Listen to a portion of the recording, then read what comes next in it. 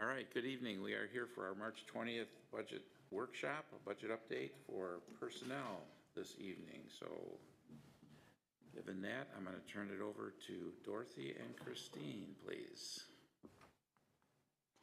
Good evening, everyone. Tonight's agenda is we're going to review the goals of the budget as we do every meeting. We're going to talk about additional personnel recommendations and non-personnel additions, along with a budget update and a review of our budget calendar.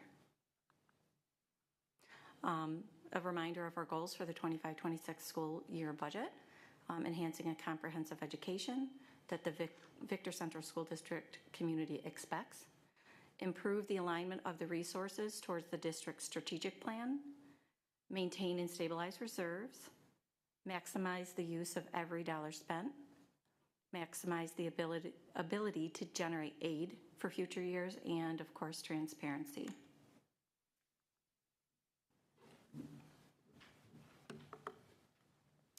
I'm Dorothy D'Angelo, Assistant Superintendent for Personnel, and I'm going to be sharing the updates to the personnel budget tonight. So as I shared when we were together last week, we really focused our staffing decisions on two areas: efficiencies, those savings that we identified through a review to ensure that resources are being maximized. And those primarily came from three different places. Enrollment. So as I shared last week, we've had some shifts in enrollment in grades 2 and 3 at the elementary level. Another source where we found some savings was based on student choice around courses that they're choosing to take. And then the last one is really looking for every opportunity to share staff across buildings. So those are the things that are efficiencies. I'm also going to talk tonight about budget neutral additions. So the cost of the proposed positions that I'm going to talk about tonight are offset by the savings from the identified efficiencies. So what I'm showing you tonight is not any additional cost to the district, but also I want to again reiterate that we are not cutting any staff and we are not cutting any program to achieve this. These are the positions that I highlighted when we last met that we are proposing to add in the 25-26 year. And as I shared last week, we were coming back to the table at Cabinet this week to review the remaining requests and identify those requests that we were also going to propose. So in addition to what I showed you last week, we are proposing the addition of 1.0 FTE psychologist intern. That's a stipend position. It's $21,000. There are no benefits attached to it. It's a one-year position for someone finishing up their degree. We're asking for 0.1 FTE for the teacher center director position. That's currently a 0.5 position, and we just want to add the 0.1 to make it 0.6. We are fortunate to have grown the number of teachers on our campus, but with that, we've also grown our professional development needs, and this would really help to support that work. And then, as I referenced last week, our enrollment at the elementary level is a moving target in terms of where we might have numbers pop. So we did build into this bubble position in the event that we have a grade level pop, because we're also continuing to look at that first grade number. That one's right on the line.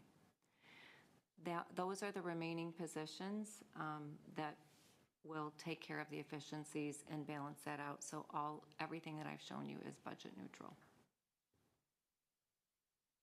Any questions? So just to be clear, the teacher center director, that's like already a person in place. It's just increasing. Yes, it's just increasing. It's Kristen Gookie, and it's just increasing her time. She's amazing. Love her. Dorothy, when would that bubble position be hired? Like over the summer, or are you actively looking for that position like later this spring? I'm just thinking of like teacher assignment. When would that person find out? It could be either. So right now we're closely watching, for example, kindergarten registration to see where those numbers. So I'm literally going to keep watching every month the enrollment numbers, and as soon as we identify that, we're going to make that shift. Our preference certainly would not to be doing that in August. Right. We've done that. There's been years we've had to do that, but as soon as we know that the numbers require that extra position, we'll post and add that.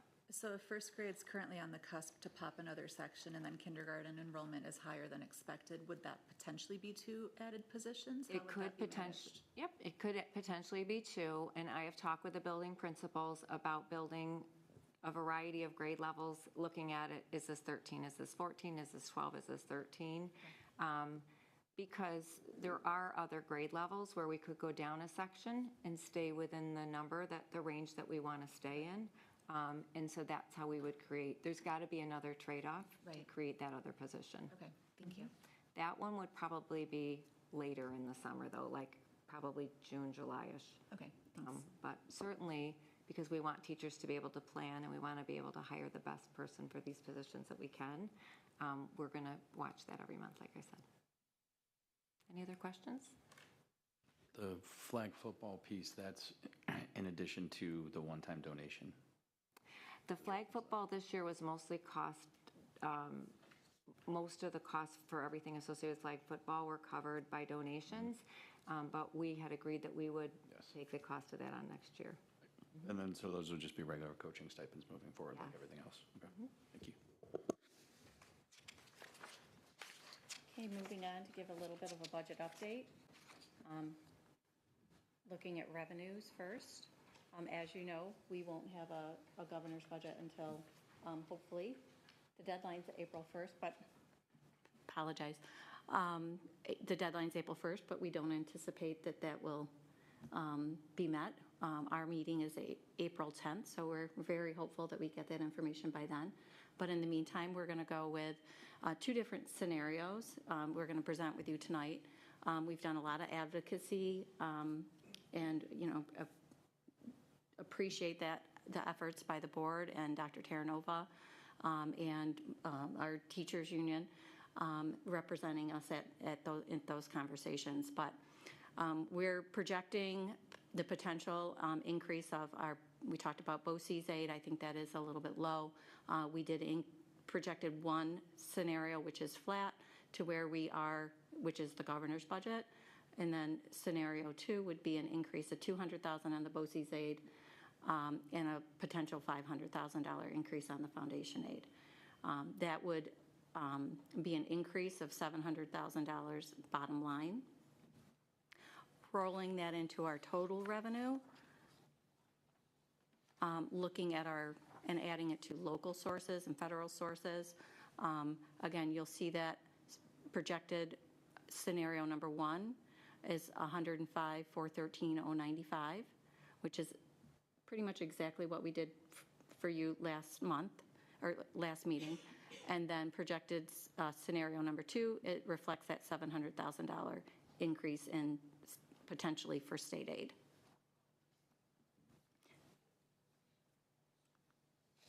On the expenditure side of the budget, we did not reflect any additional changes in this from what we presented to you last week. We will obviously continue to dive into some of these numbers. I will be entering the BOCES budget into their portal over the next week or so. That is due next week. And also diving into the professional salaries and making sure that what we have discussed aligns with what was presented and developed by Richard Stutzman prior to my arrival. So we're pretty close. We spent a day looking at that, and I think we're pretty close to that. We just wanted to do some confirmations. Before you go on, Christine, Sure.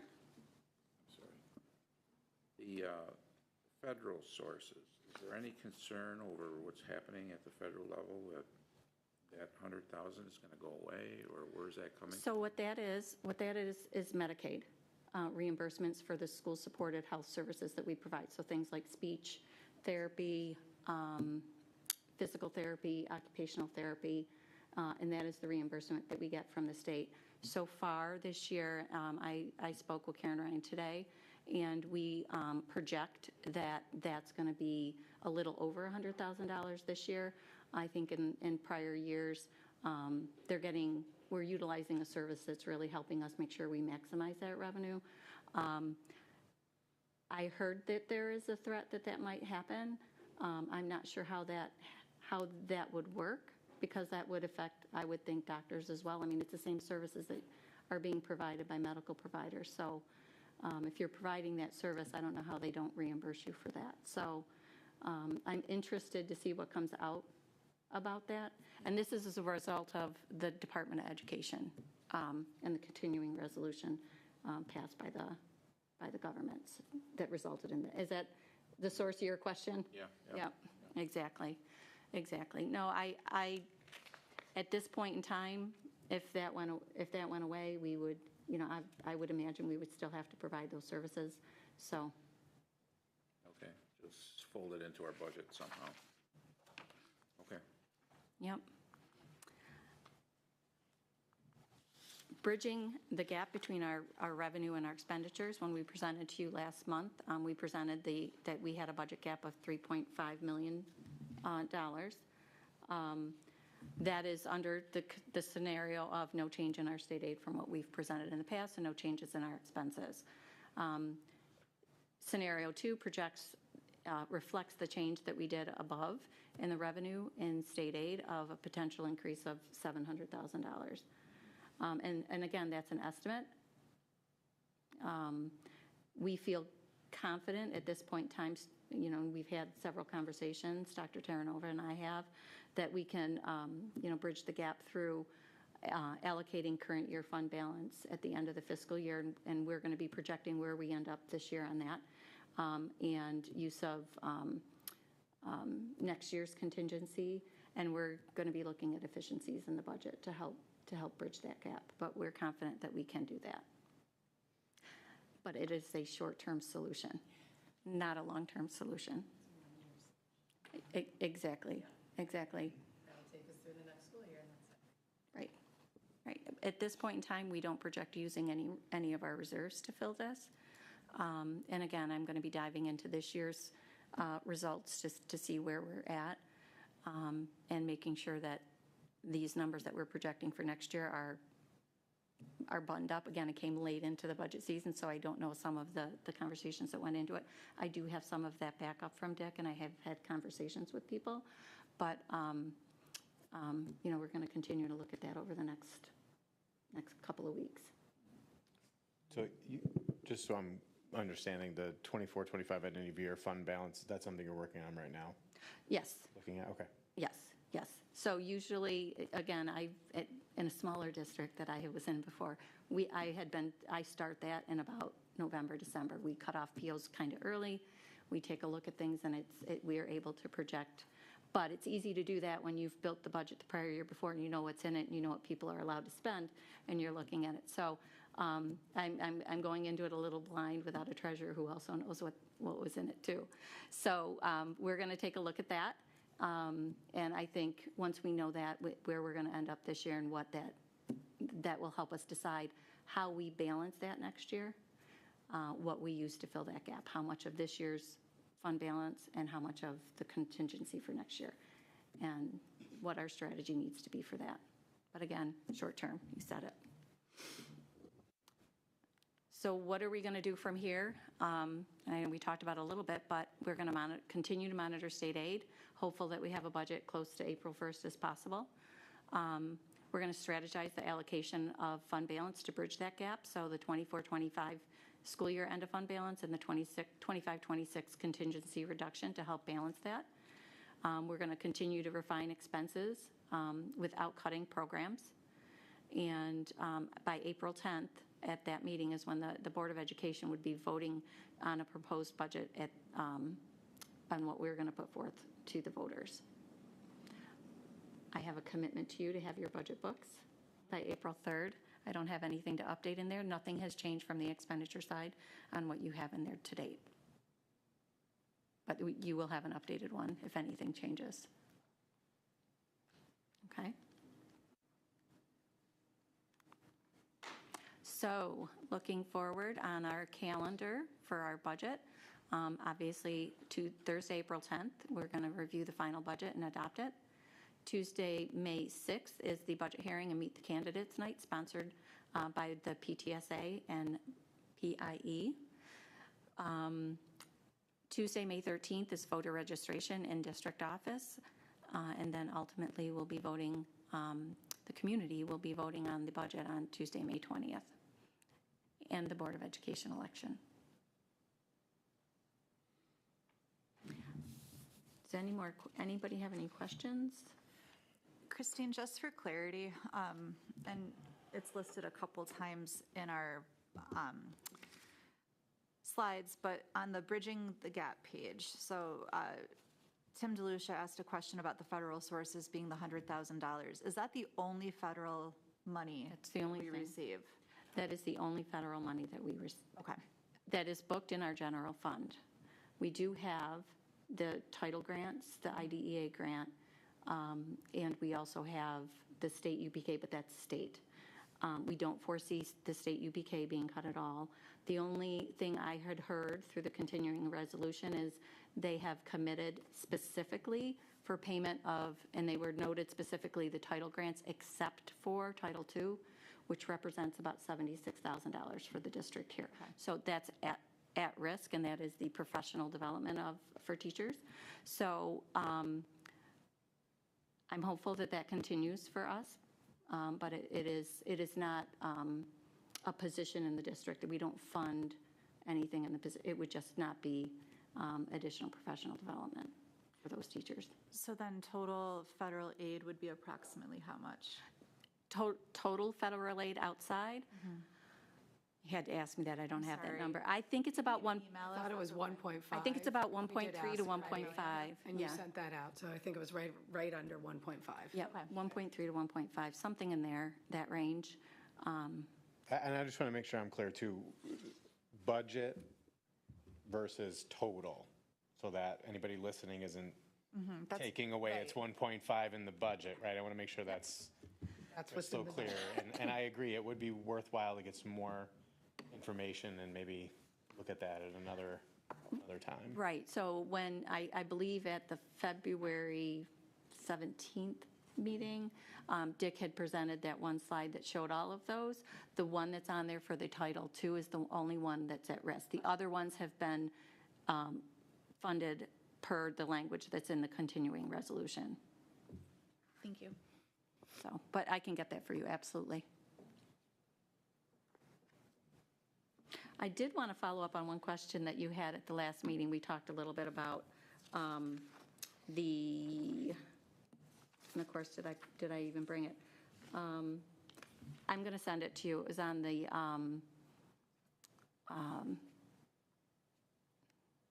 utilities and where we're at on that. I need to get the 23-24 numbers to compare actuals to what we project actual this year to really get that feel for that increase we're experiencing this year, and then build off of that gap to say what is that for next year. So I will get you those numbers, but we are pretty close next year on what we budgeted to what we anticipate that will be based on those increases. I think we're over on one line and under on the other, but that's an easy budget transfer, so. Yeah, and I realize it's a bit of a moving target, but just to restate, it was a question with regard to where we see utilities fluctuating with the constant shift in our policies that do impact the downstream effect of those, especially heading into 25, 26. Yeah. So I appreciate that, but I know it's also It is a sort of moving target. I had someone there's tell risk. me There's a this lot of risk morning. there. Yeah, I had someone tell me this morning while I was getting coffee that their budget or their bill went up 100% last month. So it was very sad to hear. So I wanted to have a conversation with Chris Marshall today, but we were unable to connect. He wasn't in the office. So we'll have that conversation next week to button up those and see if he's seeing anything further that's more recent than the email that I had from the consortium, which is about 2 weeks old. So, okay. And also I wanted to talk about that, we talked about that capital in one of the member money. So in one of our advocacy meetings, we were discussing the opportunity, if there's an opportunity for other aid for the district through the, I think it's Assembly is the one that really is geared towards the member money. It was indicated to us that would be under the umbrella of a capital type project. Chris Marshall and I are going to dive started the conversation, but we haven't finished it, into the general fund to see if there was anything for this next year that could be pulled out and how that member money might potentially impact this budget here. To impact this budget, it would have to be something that we've already expended in here, so a revenue to offset an expense that we're proposing. So it's not realistic that we would, A, get that money in time anyways.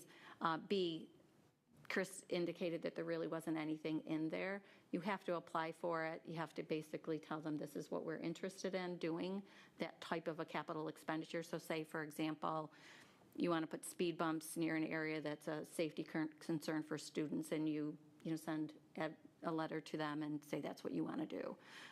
And then they decide whether they're going to fund it for you or not. And usually it's a larger project. So not that we're not going to advocate for that, because I would love to have a project. I'm sure Chris would find a lot of work that we could do that could fall under that umbrella. So so we're going to continue to look for that. But it won't impact our budget this year. But it could be for something future. 100%. 100%. And if we could get something, another work that he might be planning to do next year or the year after paid for with something like that, that would be wonderful. Do anything on the current capital project, like, say the air conditioning or something like that, if that was already in the current capital project that was approved? I think if we found that we were under budgeted for what the expenditures and the scope of the project ended up exceeding what we had planned.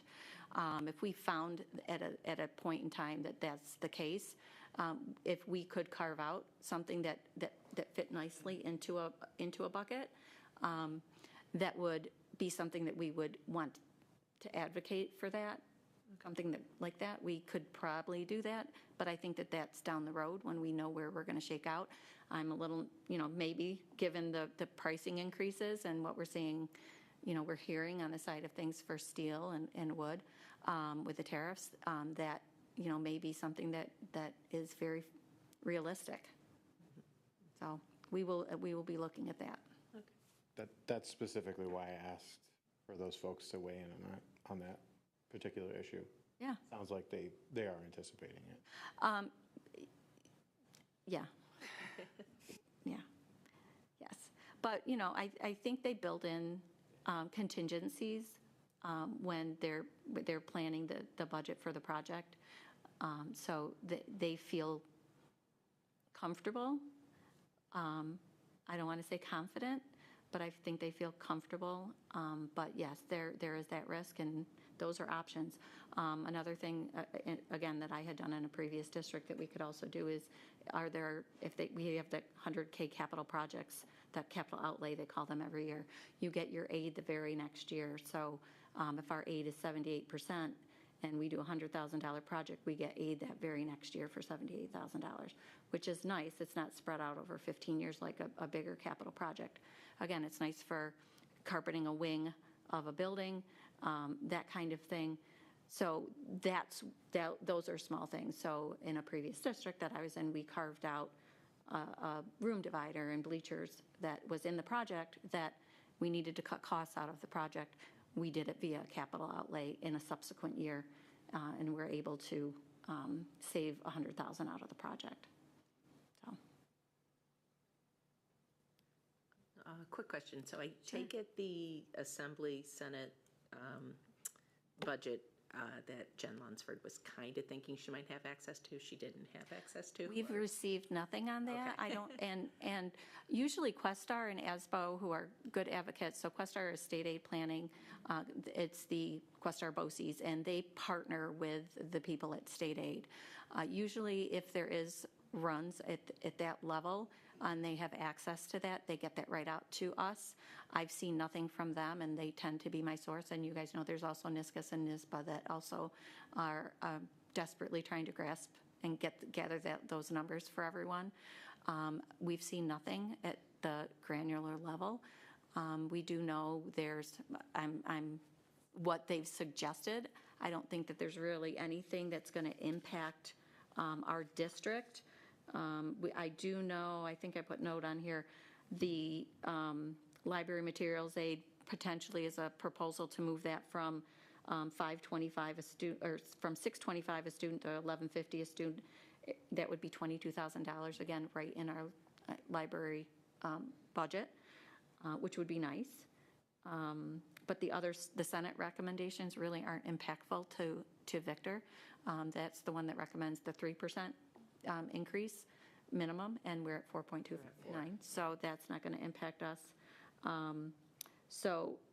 One of the articles that I did read also is that the analysis is that the governor, the legislature, and assembly are very close on foundation aid. So, I do worry that there won't be a big swing on that, but there are some elements within it that they are talking about changing. So hopefully those will drive a little bit our way. So a district our size, that might be impactful. So. Cool.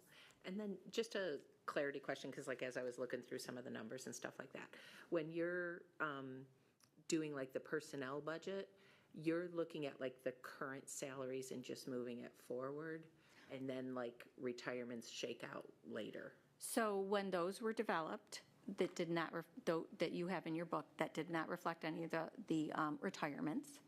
Okay. As far as the salary increases, they're as per contract, and we've dove into them a little bit more to make sure that that's exactly what it was. So Dick's numbers and our numbers are almost spot on. So yes, yeah. They roll forward based on contractual language. Yeah, so what the increases are going to be, but you don't always want to reflect the retirements yet? So we did move the retirements at the bottom line. We didn't do it at the granular level. We calculated that separately. Oh, okay. And that took us from a $3.9 million gap to a $3.5 million gap. Oh, okay. So that's already in there? That reflects the retirements, yes. Okay, cool, thanks.